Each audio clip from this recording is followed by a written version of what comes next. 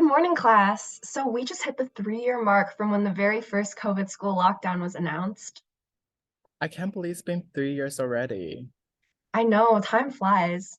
So for today's lesson, I wanted to do some reflecting with you all, which is why we're going to discuss distance learning and online education during these past few years and how it specifically affected students with physical, learning, and intellectual disabilities. So let me just share my screen. Can everyone see that? Uh, no, it's a blank screen. Oh, sorry, one second. Okay, how about now? Yeah, perfect.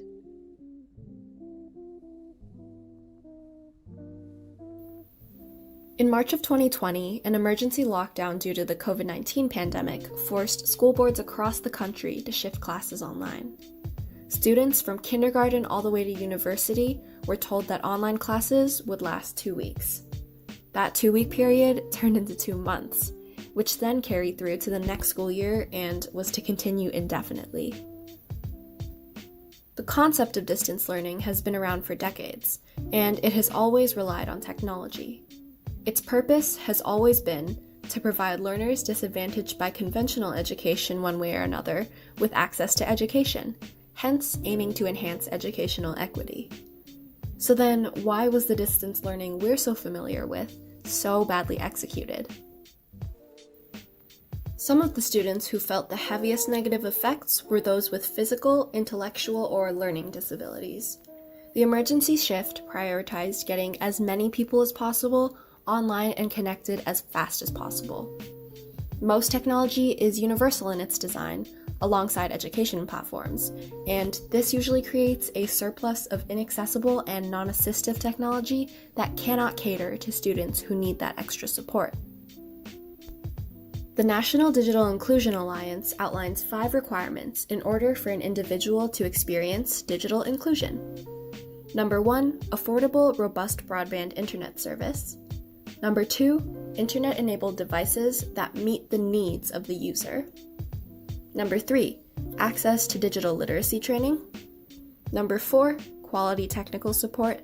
And number 5, applications and online content designed to enable and encourage self-sufficiency, participation, and collaboration.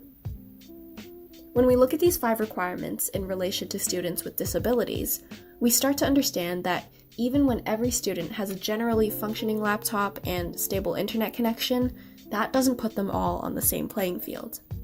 The quality of education that the student receives depends on whether their specific needs are being met to fully engage them. Learning in a digital space can be really great for all students, but only when underlying inequities are addressed. Zoom has been one of the most popular platforms for online education during the pandemic, but live closed caption features on the app were only available starting in November of 2020. Captions and transcripts provide information that allow those who are deaf or hard of hearing to experience the audio track of digital media. Yet from March of 2020 all the way until November of 2020, hearing impaired students would not have had the same level of access to classes as able-bodied students, even if they had access to the exact same technology. In addition, Zoom and other video conferencing apps also limit other forms of nonverbal communication. Studies show that video conferencing provides only approximately 45% of meaningful communicative information. Yes, Jana. Yeah, I actually found it really difficult when I'm like having a meeting with teachers to hold eye contact, and since I can't see their body language, I don't really get the full picture of what they're trying to communicate to me. That's a really good point, Jana. Now, think about this. For students with hearing impairments, this would affect them even more because they often rely on these nonverbal cues like gestures, lip reading, eye contact, and body language, like you mentioned, in order to gain a full understanding of the situation. So, emergency online education also brought additional challenges to students who have impaired vision. While learning online during the COVID-19 lockdown, some online materials that teachers used might have been incompatible with screen reader software that converts text to speech, which students with vision impairments rely on. And alternative text or alt text descriptions are also used by these students. Alt text is a short description of an image or graphic online read out loud by the screen reader software to help visually impaired people understand the page's content. This is an accessibility measure that not all educators may have remembered to keep in mind for all of the study materials that they had posted online.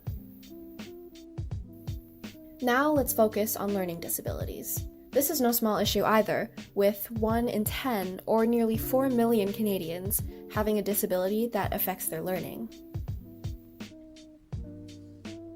Is there anyone on here comfortable talking about their own experiences with learning disabilities? Yes, Thomas. Well, from a learning disability perspective, I have ADHD and I found that I really struggle with getting distracted during Zoom classes. I just could not pay attention because the platform we use didn't do too much to keep me engaged. That's an excellent example, actually, and I'll talk a little bit more about that in my presentation. From the perspective of a teacher, when teaching in a physical space, I'm able to see and tell when you're confused or need assistance. But all of these signals are lost when I'm teaching in a digital space. Some students with learning disabilities require specialized forms of education, and often that includes things like nuanced physical contact and redirection, enhanced teacher-to-student ratios, interpersonal prompting, and close attention to the motivational structure of the environment. However, all of education was forced to move onto the digital space, and teachers were forced to quickly adjust their lessons to unfamiliar platforms. This left little time or resources to cater online learning to the specific needs of learning disabilities. None of the challenges presented are insurmountable by nature, but currently we can see that for students with learning disabilities or disabilities of any other kind, it is much more difficult for them to feel included in this digital learning space and receive the support that they need. So we can see that it was really a struggle to achieve digital inclusion in education during the pandemic after online learning became the norm by necessity. But now that COVID is over for the most part, what role will it play in our education systems moving forward? And what have we learned about digital inclusion that we can use to improve future online learning for students with disabilities? Even with all of the struggles that online learning has caused, it's important to remember that integrating this type of technology still has great potential to support students' learning at any grade level, as long as it's used effectively. With so many students having different needs, it's impossible for a one-size-fits-all solution. This is the first thing that we have to understand. So, an educational approach that centers around flexibility and equity will be the most successful in supporting students with disabilities or additional needs. Once educators, policymakers, and education technology companies understand this need, then action can be taken to create that digital inclusion. Now, thinking back to the 5 requirements for digital inclusion, I wanted to get some of your input. What sort of actions can be taken? Yes, Thomas. Okay, I think maybe schools and teachers can give students different ways to access course material, like providing recorded classes with captions, or being more mindful of adding things like alt text to the digital resources they share with the class. Very true. Yes, Jana.